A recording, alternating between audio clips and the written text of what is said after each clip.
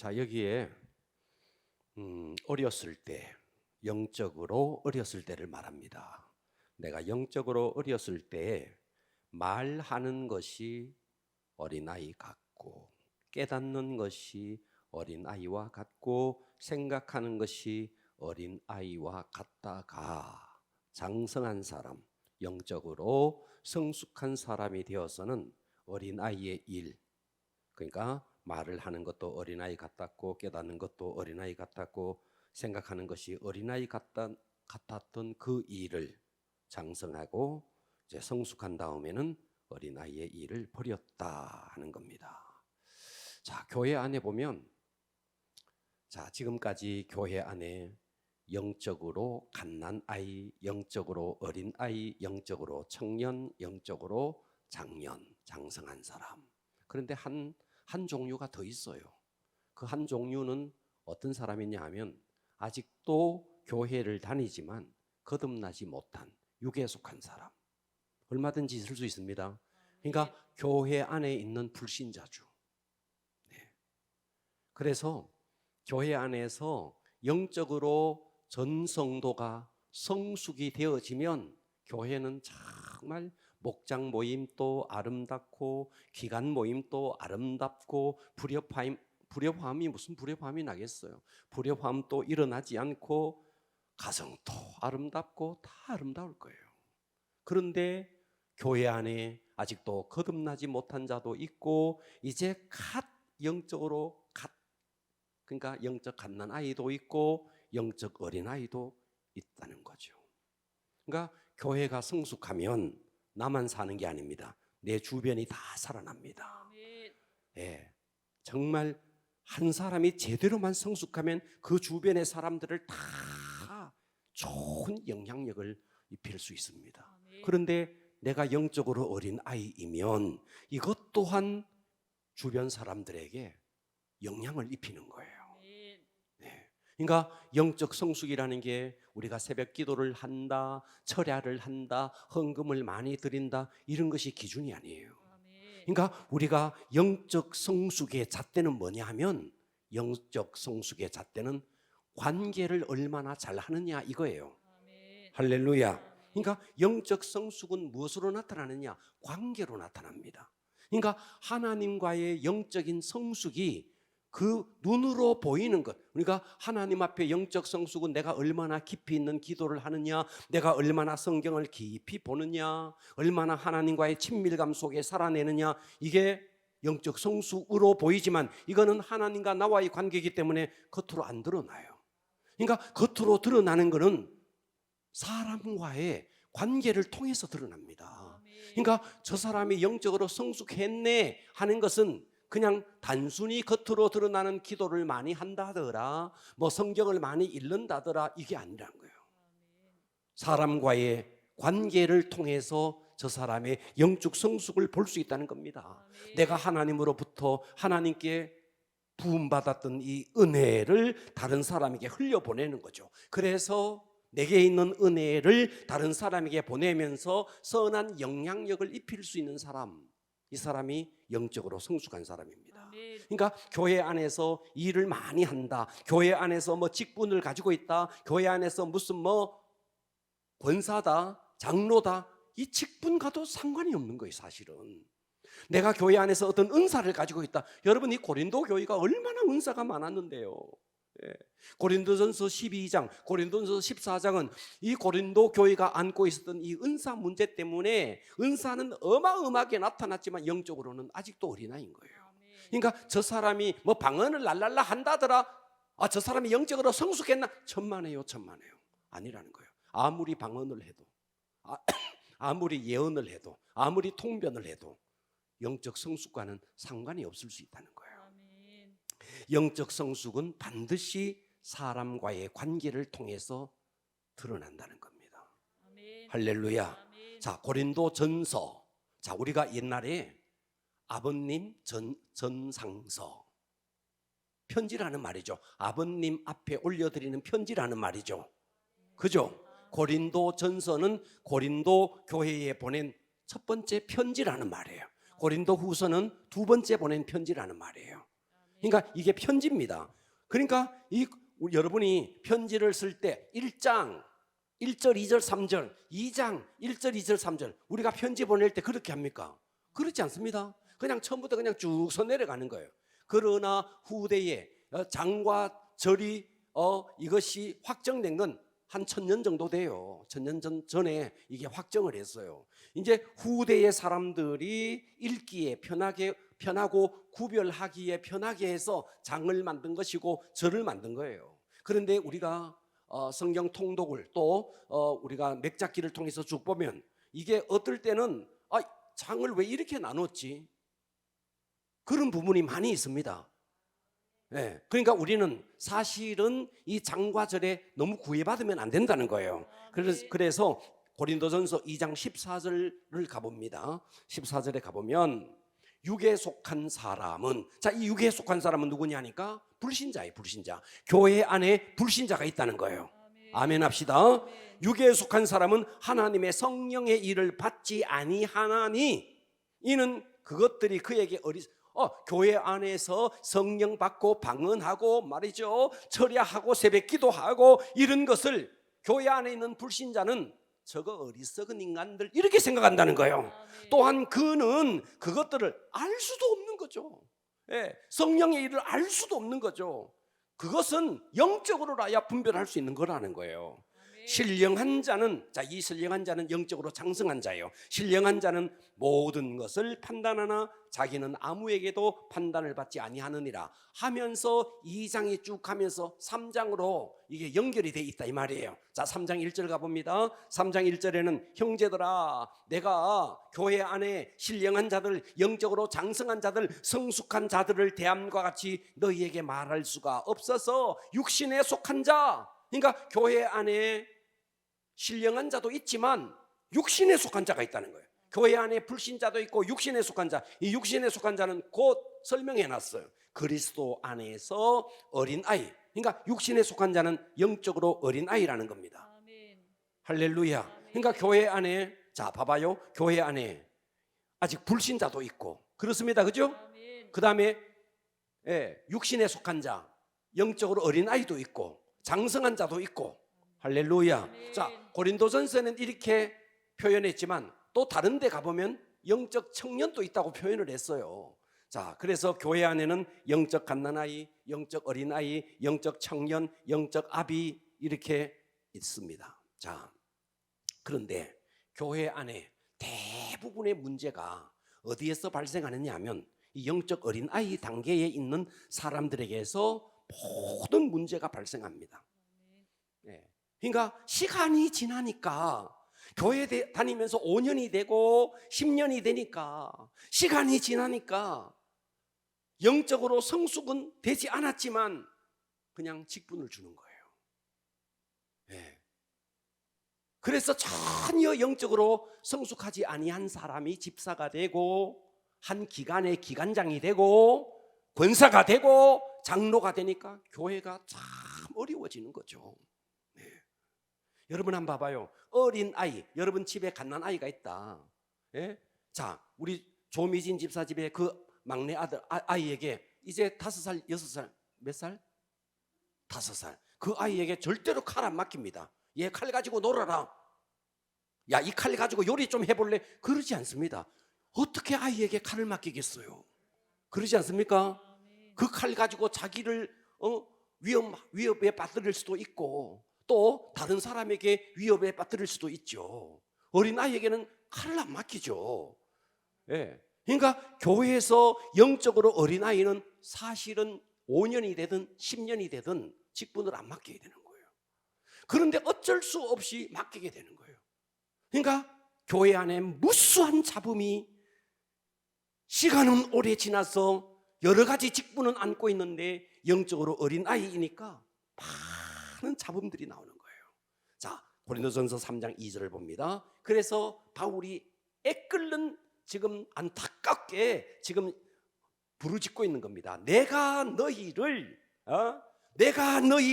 저주로 먹이고 바보로 아니했다. 아직도 교회에 다닌 지 10년 20년이 됐는데 밥을 먹어야 할 단계인데 밥을 먹지 못해서 너희를 저주로 먹이고 밥으로 아니하였노니 이는 너희가 감당하지 밥을 못 먹는다는 거예요. 밥을 먹지 못할 만큼 감당하지 못하였음이거니와 지금 또 못한다는 거예요. 여러분, 저는 이 본문을 보면서 목회를 하는 목회자로서 이 바울의 안타까운 심정이 막 느껴집니다. 그러니까 우리가 지금 영적 갓난 아이에 대해서 여러 차례를 했습니다. 그래서 오늘부터는 영적 어린아이에 대해서 할 겁니다. 은혜 받기를 바랍니다. 아멘. 오늘은 영적 어린아이의 첫 번째 시간으로 따라서 합니다. 영적 어린아이의 수준.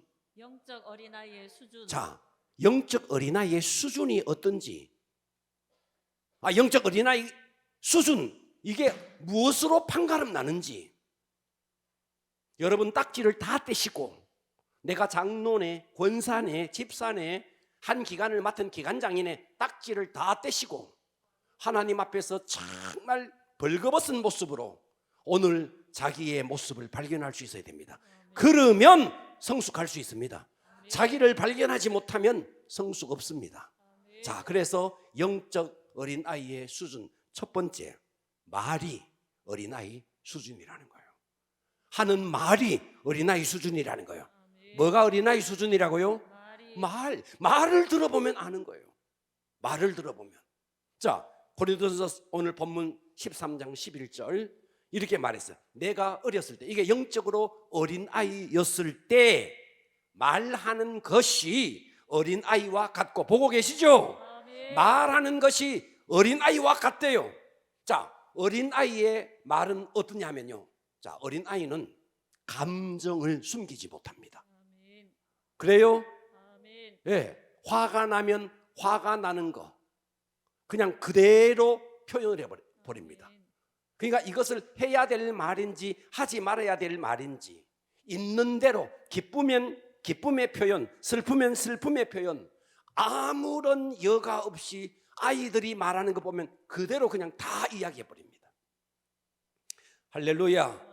그러니까 아이들이 말을 할 때 상대가, 내가 이런 말을 했을 때 상대가 어떨까? 내가 이런 말을 했을 때 상대가 혹시나 불편하지 않을까? 아이들은 이런 거 고려하지 않습니다.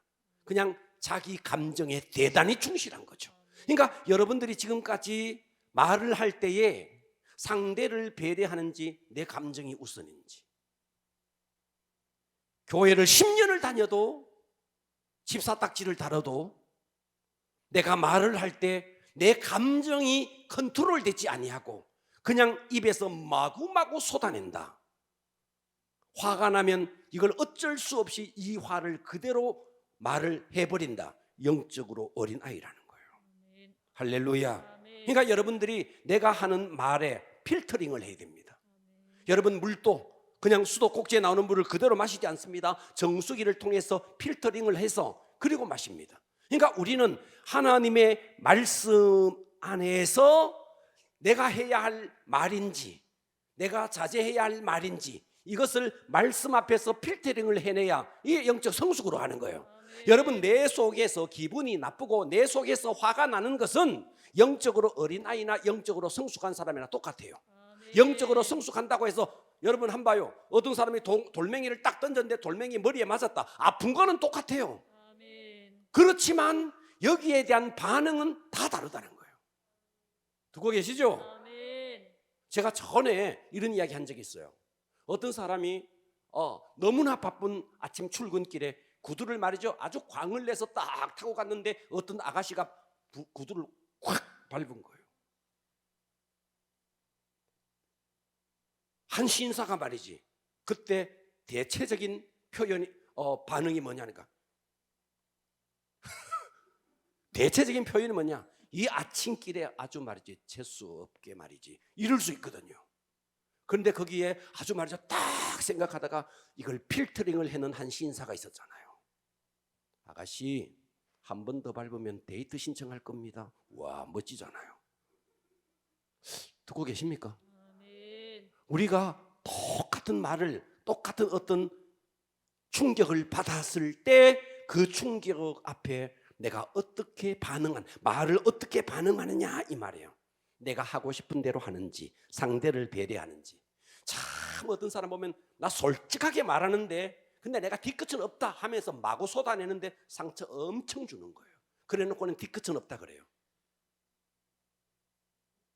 그러니까 말을 하는 것을 보면 여러분, 그래서요, 지금부터요, 우리 스스로가, 저부터 우리 모두가 성숙한 자의 말을 할 수 있어야 됩니다. 아멘. 자, 고린도전서 13장은요 사랑장이라 그럽니다. 그죠? 아멘. 자, 13장을 한번 봐봐요. 13장 4절 갑니다. 사랑은 오래 참고, 사랑은 온유하며, 사랑은 시기하지 아니하며, 사랑은 자랑하지 아니하며, 사랑은 교만하지 아니하며, 사랑은 무례히 행치 아니하며, 사랑은 자기의 유익을 구하지 아니하며, 사랑은 성내지 아니하며, 사랑은 악한 것을 생각하지 아니하며, 사랑은 불의를 기뻐하지 아니하며, 사랑은 진리와 함께 기뻐하고. 할렐루야. 아멘. 자, 고린도전서 13장은 사랑장입니다. 그러니까 이 고린도전서가요, 고린도전서를 쓸 당시에 고린도 교회의 성도들의 영적 상태가 어떻냐니까 다 영적 어린아이였던 거예요. 시기하고 분쟁하고 당파 짓고 아볼로파 바울파 개바파 하면서 당파 짓고 시기하고 은사는 있었는데, 그런데 그들이 계속 그랬다는 거예요. 그래서 바울이 사랑을 이야기하면서, 자, 이것을 말을 할 때 여러분들이 정말 주님의 사랑에 기인해서 오래 참는지, 자, 내가 말을 할 때 주님의 사랑에 의해서 온유한지, 이걸 한번, 그러니까 내가 하는 말을 필터를 좀 끼워야 된다는 거예요. 아멘. 할렐루야. 내가 하는 말이, 지금 이 말이 정말 하나님의 사랑에 기인해서 내가 이것이 시기인지 욕심인지, 내가 이거 말하는 것이 이거 내 자랑인지 교만인지, 내가 이렇게 말하는 것이 상대에게 무례히 행하는 것이 아닌지, 이렇게 내가 말하는 것이 나의 유익만 구하는 것이 아닌지, 내가 이렇게 말하는 것이 내가 성을 내서 상대에게 어려움을 주는 것이 아닌지. 그러니까 우리가 말을 할 때 영적으로 성숙한 자는 어떠냐니까 필터를 딱 끼우는 거예요. 아멘 합시다. 이 필터를 딱 끼우고 그리고 말을 해라는 거예요. 그러니까 우리가 필터 없이, 하나님의 말씀이라는 필터 없이 말을 하면 영적 어린아이는 어떤데, 말을 할 때 오래 참지 못하는 거예요. 화가 나면 화를 그대로 표현해 버리는 거예요. 온유하지 못하는 거예요. 자기 자랑만 해대는 거예요. 무례한 거예요. 듣고 계십니까? 아멘. 자기 유익만 구하는 거예요. 화를 버럭버럭 내버리는 거예요. 아멘. 자, 이게 영적으로 어린아이의 모습이라는 거죠. 아멘. 그러니까 우리는 내 입에서 나가는 말이 하나님의 말씀에 의해서 반드시 필터링을 해서 그 다음에 내보내라는 거예요. 아멘. 그래서 우리가 목장에서 우리가 목장 모임을 할 때든지 어떤 부서 모임을 할 때든지, 정말 내가 하는 이 말이 내 감정에서 나오는 말인지, 아니면 이 말이 하나님의 말씀을 통과해서 나가는 말인지, 이것을 구분할 수 있어야 된다는 거예요. 아멘. 그러니까 우리는 내가 기분 나쁘고 내가 언짢고 내가 불쾌한 거 똑같아요. 성숙한 사람이나 성숙하지 못한 사람이나 한 대 맞으면 아픈 거는 똑같아요. 하지만 그것에 대한 반응은 각자가 다 다르다는 거예요. 아멘. 영적 어린아이는 감정적으로 반응한다. 아멘. 영적 성숙한 자는 하나님의 말씀을 통해서 필터링을 해서 그 다음에 내보낸다, 이 말이에요. 아멘.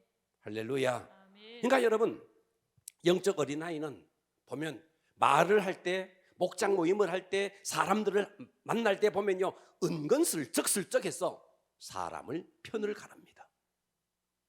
이 편 가르는 거, 네 편, 내 편, 네 편. 여러분, 교회 안에서 편 가르는 거, 자, 고린도전서 3장 3절 가보면은요, 너희는 아직 육신에 속한 자로다. 아직도 육신에 속한 자는 영적 어린아이라는 말이에요. 육신에 속한 자로다. 너희 가운데 시기와 분쟁이 있구나. 어찌 육신에 속하여 사람을 따라 행함이 아니리요. 어떤 일은 말한다, 나는 바울파다, 바울에게로. 다른 일은 말한다, 나는 아볼로파다. 하니 너희가 육에 속한 사람이 아니리요. 그러니까 이 고린도 교회가 시기와 분쟁을 통해서 계속해서 편을 가르는 일이 있었다는 겁니다. 네 편, 내 편, 아볼로 편, 바울 편, 게바 편. 여러분 교회 안에 이거 없어야 됩니다. 아멘. 이거 없어야 됩니다. 아멘. 할렐루야. 아멘. 자, 저는요, 제가 초등학교 다닐 때였어요. 중학교 1학년 때였어요. 제가 아주 생생하게 기억납니다. 중학교 1학년 때 우리는 저희 한 동네에 남자아이들이 7명, 여자아이가 한 해에 10명이 태어났어요. 그 조그마한 동네, 한 80호 되는 동네에서 저희 동기들이요, 총 17명입니다. 그 가운데 일찍 전학 간 아이 2명 빼고, 남자아이 2명이 전학 가서 걔들 빼고, 남자아이 7명, 여자아이 10명이었어요. 아주 뽁닥뽁닥했습니다. 한 해에 응애를 19번을 한 거죠. 전학 간 아이들을 까지 하면 중학교 1학년이 됐어요. 초등학교 다니다가 중학교 1학년, 중학생이 되면 초등학교 3개가 모여가지고 하나의 중학교가 됐어요. 중학교를 갔네. 그때는 저희 집에서 학교까지 가는 한 5km 정도 됐습니다. 그러니까 자전거를 타고 다녔어요. 너무 쌩쌩해요. 우리 동네 머시매 하나가 저한테 딱 오더니 이렇게 말하는 거예요. 우리 친구들 가운데 우리보다가 키가 머리 하나 더 큰 아이가 하나 있었어요. 이름이 철이라고 있었습니다. 제 친구 중에 하나가 딱 와서 저한테 이렇게 말하는 거예요. 야, 오늘부터 철이랑 말하지 마, 이러는 거예요. 그래서 왜? 제가 왜 그랬어요? 아무튼 철이랑 말하지 마. 그래서 왜? 우리 다 말 안 하기로 했어. 철이 한 명 왕따 시키기로 했어. 내가 그래서 이 실제로 있었던 이야기예요. 요 가까이에 살아요. 그놈이 내한테 와서 그렇게 이야기했어요. 오늘부터 갈 때도 우리끼리만 가고 쟤 혼자 따돌려야 돼. 제 친구 중에 하나가 그렇게 이야기했어요. 그래서 내가 왜 그랬어요. 그랬더니 아무튼 이러더라고요. 그래서 제가 이렇게 말했어요. 싫어. 너희들끼리 해. 너희들끼리 해. 그랬어요. 그랬더니 이제 하교할 때예요. 학교 다 마치고 학교 안에 자전거를 다 세워놨거든요. 그런데 자전거를 세워놨는데 다 아이들이 자전거 타고 다니니까 거기서 저를 다 기다리더라고요. 빨리 오라고. 7명 중에서 한 놈 빼고 6명만 가자고. 그래서 제가 너희들끼리 가. 그래서 제가 키 큰 애 걔 오도록 기다렸어요. 걔는 이제 완전히 왕따 당했죠. 그래서 제가 그 아이랑 집으로 왔어요. 오는데 저쪽에 나무가 있는데 거기서 막 나보고 막 오라고. 그래서 내가 너희들끼리 가 그랬어요. 그 다음부터 어떤 일이 있었느냐 하니까 이제 우리 둘이가 왕따가 됐어. 그래서 제가 그랬어요. 자식들 놀고 있네. 왕따 시켜라 자식들. 그리고 그냥 지나갔죠. 중학교 1학년 때 제가 너무 생생하게 기억나요. 저한테 와서 저 한 놈을 왕따를 시켜야 된다고. 아이들 안 봐요. 아마도 우리 교회도 센터가 있는데 여기서 막 이런 거 있을 겁니다. 아이니까 그렇죠. 그런데 영적으로 어린 아이일수록 교회 안에서 자꾸만 내 편을 만드는 거예요. 이거 안 될 일입니다. 할렐루야. 멀쩡하게 어른의 탈을 쓰고 교회 안에서 편을 가른다? 있을 수 없는 일이죠. 그러니까 우리가 정상적인 교회 안에서의 교구와 정상적인 교회 안에서의 목장의 시스템 안에서 서로 섬기고 서로 보살피는 일은 아름다운 일이죠. 아멘. 할렐루야. 아멘. 그런데 여러분 교구 안에서 어떤 아픈 사람이 있다 함께 기도해주고 정말 아름다운 일이죠. 제가 말하는 것은 이런 양성적으로 교회 안에서 이미 시스템적으로 구축된 이거 이외에 음성적으로 목회자에게 비밀로 하면서 자기들끼리 어떻게 무슨 개모임을 한다, 이게 잘못된다는 거예요. 교회 안에서 이건 있을 수가 없다는 거예요. 이거 아멘 하셔야 됩니다. 자, 성경을 좀 더 봅니다. 고린도전서 3장 5절 봅니다. 그런즉 아볼로는 무엇이며 바울은 무엇이냐? 야, 아볼로가 뭐냐? 바울이 뭐냐? 바울이 아무리 고린도 교회를 개척했고, 그리고 아볼로가 아무리 와서 이 고린도 교회에서 말씀으로 양육해도 그들은 주께서 각각 주신 대로 너희로 하여금 믿게 한 사역자에 불과해. 아멘. 나는 심었고 나는 복음을 전해서 심었고 아볼로는 물을 주면서 그들을 양육했지만 오직 자라게 하시는 분은 하나님이시야. 아멘. 그런즉 심는 이나 물 주는 이는 아무것도 아니야. 아멘. 오직 자라나게 하시는 이는 하나님뿐이야. 교회에서는 오직 하나님만 영광 받으시고 아멘. 우리는 빛도 없이 그림자도 없이 그냥 사라져야 돼. 아멘. 뭔 내 이름 석자 드러내려고 까치발을 딛고 교회 안에서 이 짓을 하느냐 이 말이에요. 우리는 내 자존심이 무너져도 주님이 영광 받으면 되는 겁니다. 그런데 우리는 자존심이 상해버리면 직분이고 뭐고 다 던져버리는 거예요. 영적 어린아이라는 것을 너무나 적나라하게 보여주고 있는 것이죠. 할렐루야. 아멘. 예. 그래서 우리는 교회 안에서 여러분 스스로를 발견하시기를 바랍니다. 아멘. 할렐루야. 아멘. 자, 두 번째입니다. 영적 어린아이의 수준. 첫 번째는 말하는 것을 보면 영적 어린아이. 그러니까 여러분 스스로를 점검해 보십시오. 아멘. 두 번째입니다. 깨달음이 어린아이 수준이라는 거예요. 깨달음이. 자, 고린도전서 3장 11절 다시 갑니다. 내가 어렸을 때 말하는 것이 어린아이 같고, 지금까지 여기까지 했습니다. 그죠? 아멘. 두 번째는 깨닫는 것이 뭐와 같다고요? 어린아이와 같다는 거예요. 자, 봐봐요.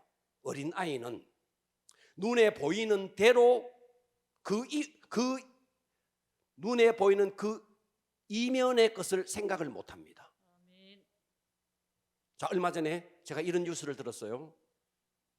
자, 어떤 아이를 아는 엄마가 비행기를 탔어요. 여러분들도 아마 뉴스 보신 분이 계실 거예요. 아이를 탄 엄마가 비행기를 탔어요. 자, 이 비행기를 타면 이륙을 쫙 해서 높은 데 올라가면요, 귀에 이명현상이 막 일어납니다. 그렇죠? 이명현상이 막 일어나요. 그러니까 우리는 성인이니까, 어른이니까 이명현상이나 하면서 귀가 좀 그러면 귀를 만지고 이렇게 해서 수습을 해요. 그런데 아이는 2살, 3살, 4살, 5살 이런 아이는 이게 이명인지 뭔지 엄마가 야 이명이라고 설명한들 아이가 알겠습니까? 귀가 막 하니까 애가 막 그때부터 운 거예요. 우는 거예요. 그때 어떤 40대 어떤 남자가 이 아이를 아는 엄마에게 가서 막 그 소리를 지르면서 막 욕을 하면서, 아마 여러분 이건 뉴스에 나왔습니다. 그래서 지금 굉장히 공분을 사고 있더라고요. 자, 보세요. 제가 뭘 이야기하려고 하느냐면, 아이는 어떤 사건이 터졌을 때 그 사건만 봅니다.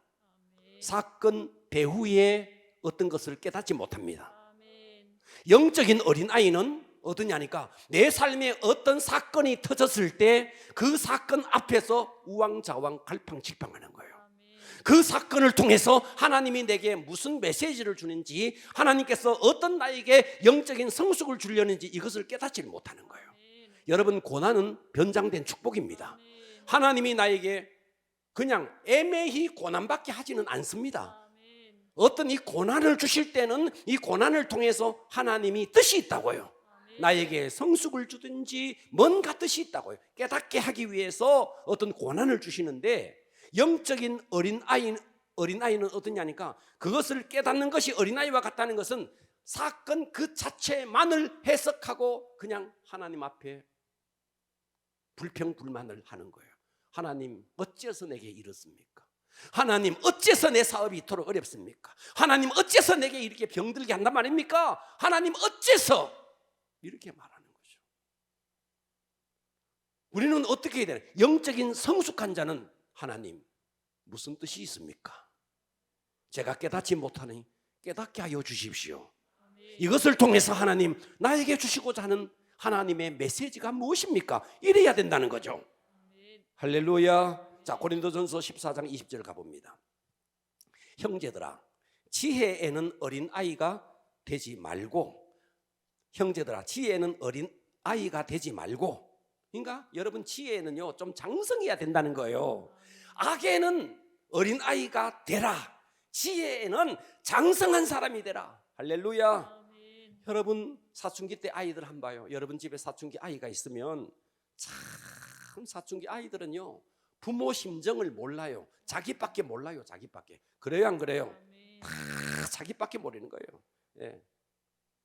그냥 기분 나쁘면 기분 나쁜 대로 문 팍 닫고 그냥 막 방에 착 이불 팍 덮어쓰고, 이게 아이들이잖아요. 그러니까 여러분 어린 아이면 어떠냐니까 부모 마음을 모르는 거죠. 이해가 가십니까? 아멘. 이 아이는 어떻게 해야 돼요? 나이가 들어서 시집을 가서 똑같은 자기 새끼를 낳아서 똑같은 자기 새끼가 자기에게 그렇게 사춘기를 당해서 부모를 속썩일 때 그제서야 엄마 하는 거죠.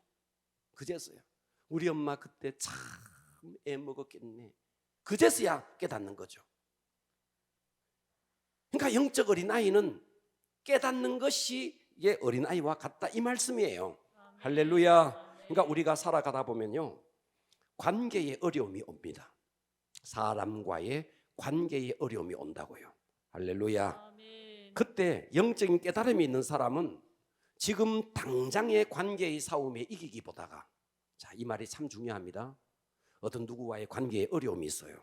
그럴 때 당장 그 사람과 내가 어떻게 말을 해가지고 말로 내가 이기는 것보다가 하나님의 말씀을 우선으로 하면서, 할렐루야, 아멘. 시간이 지나가면서 하나님이 역사하고 하나님이 일하실 수 있도록, 그래서 시간이 지나서 하나님이 어떤 열매를 맺게 만들어야 되는데, 이것을 참지 못하고 관계에 어려움이 오면 계속해서 막 단절을 시켜버린다든지 이렇게 가버린다는 거예요. 안 될 일입니다. 아멘. 자, 영적 성숙은 다 관계를 통해서 나타납니다. 그래서 첫 번째는 말하는 것이 어린아이와 같고, 두 번째는 깨닫는 것이 어린아이와 같다. 세 번째입니다. 셋째, 생각이 어린아이의 수준이라는 거예요. 자, 고린도전서 13장 11절을 우리 다 같이 한번 합독합니다. 준비됐습니까? 아멘. 합독합니다. 시작. 내가 어렸을 때에는 말하는 것이 어린아이와 같고 깨닫는 것이 어린아이와 자, 같고 그 다음에 따라서 합니다. 생각하는 것이 어린아이와 같다가. 어린아이와 같다가. 네, 자, 생각이요, 아이들은요 생각이, 자, 아이들의 생각은 다 어떠냐니까요, 다 자기 중심입니다. 이거 아멘 하세요. 아멘. 다 자기 중심이에요. 아멘.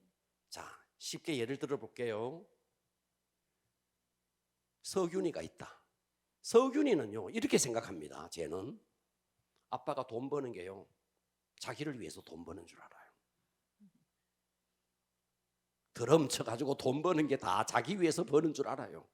엄마가 막 밥을 하는 다 자기 위해서 하는, 집을 샀네 자기 위해서, 모든 것이 자기, 돈 하나도 안 내놓고도 다 자기 위해서요. 모든 중심에는요 자기가 있습니다. 뭐와 똑같은지 아세요? 자, 집에 돼지를 한 마리 키웁니다. 주인이 죽을 갖다 줘요. 아침에도 오죠, 점심에도 오죠, 저녁에도 오죠. 배설물 다 해놓으면 다 물 해가지고 쓸어줘요. 깨끗하게 해줘요. 그리고 겨울에는 따뜻하게 난방 시설도 해줘요. 여름에는 시원하게 냉방 시설도 해줘요. 이야, 돼지 생각에는 저 주인이 종인 거죠. 돼지 생각. 주인은 다른 생각하고 있어요. 얼른 살쪄. 이놈, 내가 너를 팔아서 돈을 번다는 생각이 있죠, 그죠? 맞습니까? 아멘. 그러니까 영적인 어린 아이는요 어떠냐니까 삶의 중심에 자기가 있는 거예요. 자기가 아멘. 모든 것이 자기 중심적이라는 거예요. 아멘. 그러니까 이런 사람이 어떤 직분을 맡았다. 예를 들어서 어떤 직분을 맡았다. 그냥 자기 스타일대로 해버리는 거예요. 자기 감정대로 그냥 해버린 거죠. 근데 이제 장성하면 이런 부분들이 다 사라진다는 거죠. 자, 히브리서 5장 12절 보세요.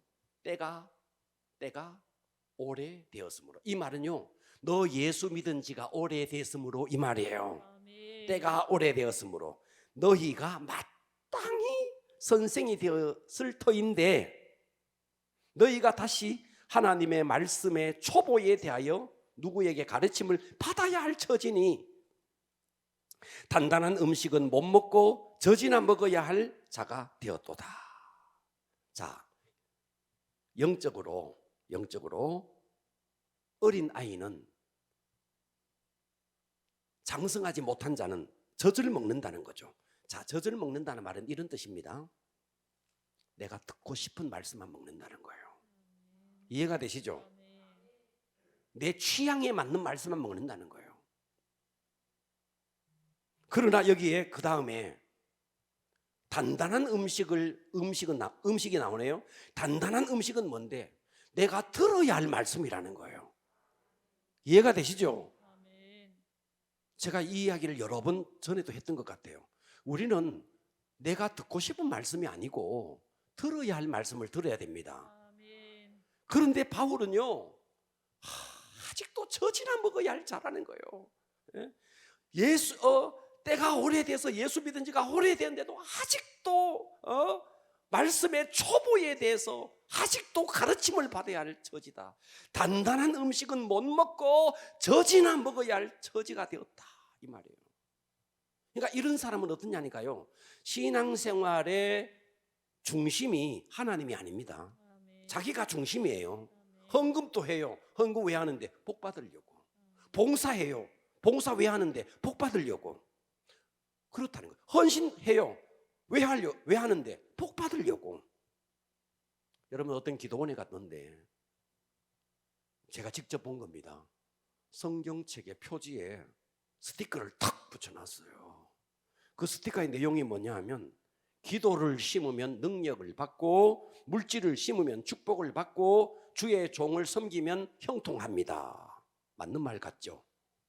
맞는 말 같죠? 또 이렇게 설교도 많이 하고요. 한편으로 생각하면 상당히 맞는 말 같죠?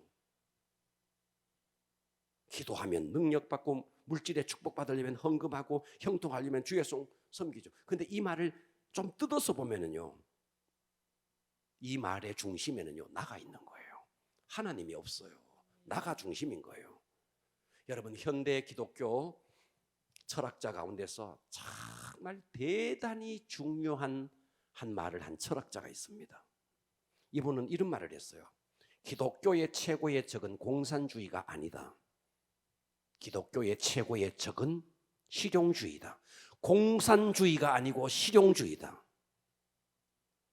여러분, 공산주의는요, 기독교를 박해합니다. 공산주의는 진짜 기독교를요, 아편같이 생각합니다. 공산주의는요, 기독교에서 하나님이 받아야 할 경배의 체계를, 그들의 가장 우두머리를 거기 딱 앉혀놓는 겁니다. 이게 공산주의라고요. 그러니까 공산주의가 제일 싫어하는 것이 그들의 모든 경배의 체계가 하나님께 가야 될 것을, 자, 북한 같으면 김일성에게로 돌렸기 때문에 북한은 기독교를 제일 싫어하는 거예요. 왜? 그들의 모든 것이 기독교에서 나왔기 때문에. 다만 그 자리에 하나님이 앉아야 할 자리에 사람이 앉아 있는 거예요. 그러니까 그들은 기독교를 그렇게 싫어하는 거예요. 자, 오늘 제가 김일성에 대해서 한번 찾아봤어요. 김일성의 부친은 김형직입니다. 김형직. 선교사가 세운 숭실학교 출신이고, 김일성의 모친은 강반석이에요. 강베드로라고 지었어요. 강베드로, 강반석. 이 강반석은요, 아버지가 강돈욱이라는 장로의 딸입니다. 모태신앙이에요. 칠곡교회에서 이 강반석은 어렸을 때부터 새벽에 일어나서 4시 30분에 땡땡 새벽 기도 온나 땡땡 새벽종 쳤던 사람이에요. 어린 시절부터. 그러면서 어린 시절부터 새벽 기도를 했던 사람이에요. 강반석이. 김일성의 외숙부 강양욱은요, 평양의 교정교회의 담임 목사였습니다. 김일성은 3대째 기독교 집안이었어요. 김일성은 어린 시절부터 어머니 강반석과 손을 잡고 주일학교를 다녔습니다. 그랬는데 김일성이 어느 날 획가닥했어요. 굉장한 사단의 역사겠죠. 그러면서 기독교는 아편이다 하면서 기독교인을 무참하게 숙청을 했습니다. 당시의 외숙부, 외삼촌이었던 강양욱은 목사입니다. 이 강양욱은요, 그리스도 대신에 권력을 선택하면서 기독교에서 배교를 합니다. 목사이면서 배교를 합니다. 그리고 이 강양욱은 조선 그리스도 연맹을 조직합니다. 그리고 조선 그리스도 연맹을 조직하고 하나님이 앉아야 할 자리에 김일성이를 딱 앉힙니다. 그리고 모든 체계를 만듭니다. 하나님을 숭배하고 하나님을 경배하는 모든 시스템, 그 위에 김일성이를 딱 앉게 하는 그 모든 시스템을 목사였던 외삼촌이었던 강양욱이 모든 걸 만들었습니다. 거기서 뭐가 나왔느냐 하면요, 북한에서는 성경에 나오는 십계명 대신에 유일사상 체계의 확립을 위한 십계명이 있습니다. 자, 제가 좀 읽어보겠습니다. 북한의 권력 유지를 위한 십계명, 기독교에서 가지고 온 십계명을 자기들이 따서 만든 십계명입니다. 1계명. 위대한 수령 김일성 동지의 혁명사상으로 온 사회를 일색화하기 위하여 몸바쳐 투쟁하여야 한다. 계명 2. 위대한 수령 김일성 동지를 충성으로 높이 우러러 모셔야 한다. 계명 3. 위대한 수령 김일성 동지의 권위를 절대화해야 한다. 계명 4. 위대한 수령 김일성 동지의 혁명 사상을 신념으로 삼고 수령님의 교실을 신조화해야 한다. 계명 5. 위대한 수령 김일성 동지의 교시 집행에서 무조건성의 원칙을 철저히, 김일성의 말 한마디, 법 위에 김일성이 있는 겁니다, 지켜야 한다. 계명 6. 위대한 수령 김일성 동지를 중심으로 하는 전당의 의지적 통일과 혁명적 단결을 강화하여야 한다. 7. 위대한 수령 김일성 동지를 따로 배워 공산주의적 풍모와 혁명적 사업 방법, 인민적 사업 작품을 소유하여야 한다. 위대한 수령 8. 위대한 수령 김일성 동지께서 안겨주신 정치적 생명을 귀중히 간직하며 수령님의 크나큰 정치적 신임과 배려에 높은 정치적 자각과 기술로서 충성으로 보답하여야 한다. 9. 위대한 수령 김일성 동지의 유일적 영도 밑에 전당, 전국, 전군이 한결같이 움직이는 강한 조직 규율을 세워야 한다. 10. 위대한 수령 김일성 동지께서 개척하신 혁명 위협을 대를 이어 끝까지 계승하며 완성하여 나가야 한다. 그들의 십계명입니다. 자, 공산주의가 얼마나 나쁜 거예요. 제가 지금 뭘 말씀드리려고 하느냐니까, 공산주의는 진짜 나쁜 겁니다. 아멘. 하나님이 앉아야 될 자리에 김일성이가 앉아있으면 얼마나 나빠요. 아멘. 제가 말씀드린 건 공산주의를 말하려고 하는 게 아니에요. 여러분 가운데 공산주의를 따를 사람이 없어요. 문제는 실용주의를 따른다는 거예요. 그래서 기독교의 최고의 적은 공산주의가 아니고 실용주의라는 거예요. 실용주의가 뭔데? 실용주의는 이거예요. 진리 여부를 따지지 않습니다. 이것이 진리인지 진리가 아닌지 따지지 않습니다. 다만 나에게 유익이 되는지 나에게 유익이 안 되는지 이것만 따지는 거예요. 이해가 됩니까? 아멘. 내가 교회를 다니는 것이 이것이 진리냐, 말씀이 진리냐, 이것이 관심이 없다는. 교회에 다니면 내가 복을 받느냐, 교회에 다니면 내가 건강을 회복하느냐, 교회에 다니면 내 문제가 해결되느냐, 교회에 다니면 내 자식의 문제가 이것만 관심이 있다. 이게 실용주의라는 거예요. 아멘. 그러니까 이것이 실제로 우리가 공산주의에 넘어갈 자가 누가 있어요? 근데 실용주의에 다 넘어가는 거예요. 그래서 내가 예수 믿어 물질 축복 받는 것, 내가 병이 나서 건강을 얻고 문제 해결되는 것, 이것의 중심은 제가 아까 기도하면 능력 받고 물질을 심으면 물질 축복 받고 주의 종을 섬기면 형통하고, 여러분 그 말이 예를 들어서 물질 축복을 못 받으면 어떡할 거냐 이거. 그러면 기독교를 떠날 거예요. 실용주의는 떠난다는 거예요. 아멘. 왜? 진리를 붙든 게 아니니까. 아멘. 내 편리에 의해서 예수를 선택했기 때문에. 자, 여기서 영적 갓난아이는, 영적 어린아이는 바로 하나님을, 예수님을 진리이기 때문에 선택하기보다가 내 편리를 위해서, 내 유익을 위해서 선택할 가능성이 많다는 거예요. 아멘. 그러니까 성경에 나오는 부자 청년이 아주 전형적인 모습이죠. 네가 가진 거 다 팔아서 가난한 자들에게 나눠주고 너는 나를 따르라. 뒤도 돌아보지 않고 가버리죠. 이게 실용주의라는 거예요. 그래서 기독교의 최고의 적이 공산주의가 아니라는 거예요. 우리 속에 편만이 있을 수 있는 이런 실용주의라는 것입니다. 아멘. 할렐루야. 아멘. 자, 히브리서 5장 13절 봅니다. 이는 젖을 먹는 자마다, 그러니까 내 편의를 위해서 내가 듣고 싶은 설교만 드러내는 이것은 어린아이라는 거예요.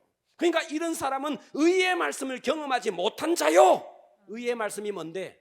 단단한 음식, 또 다른 말이 뭔데? 내가 들어야 할 말씀이라는 거예요. 아멘. 할렐루야. 14절, 단단한 음식은 장성한 자의 것이니 그들은 지각을 사용함으로 연단을 받아 선악을 분별하는 자니라. 지각, 영적인 분별력을 사용하여서 연단을 받아 하나님의 말씀으로 훈련을 받아 선악을 분별한다. 하나님의 말씀이 진리, 하나님의 말씀에, 진리의 말씀에 두고 이것이 위배가 되는지 아닌지를 분별할 수 있다는 거예요. 장성한 자는 그렇다는 거예요. 그러니까 여러분들이 이 말씀을 우리가 영적 성숙이라는 관점에서 이것을 적용을 해봤을 때 내가 지금 이 하는 말이 저 사람과 나에게 다 유익이 되는지, 이것이 내 감정에서 나가는 말인지 이걸 좀 분별할 수 있어야 됩니다. 아멘. 그래서 우리는 말씀 앞에서 이걸 필터링을 해낼 수 있어야 합니다. 아멘. 할렐루야. 아멘. 자, 제가 오늘 이런 이야기를 들었어요. 꿩을 사육하는 꿩사육사입니다. 꿩사육사. 그래서 꿩고기로 요리하는 집도 생겨났습니다. 꿩사육사가 있으니까요. 꿩 새끼를, 꿩과 병아리를 합쳐서 꺼병이라 그럽니다. 꿩 새끼를. 꿩 새끼가 뭐라고요?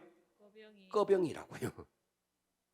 그래서 그 꿩 사육자의 이야기를 들어보니까요, 여러분 닭은 날아요, 못 날아요? 못 날아요. 날기는 하지만 툭 떨어집니다. 그죠? 닭은 여기서 지붕 위로 못 알아. 몰라, 시급동급하면 올라갈란가 몰라도 그 닭은 거의 그냥 휘 하기서 땅에서 땅으로 날지. 그러나 꿩은요, 꿩은 납니다. 꿩은 날아요. 그죠?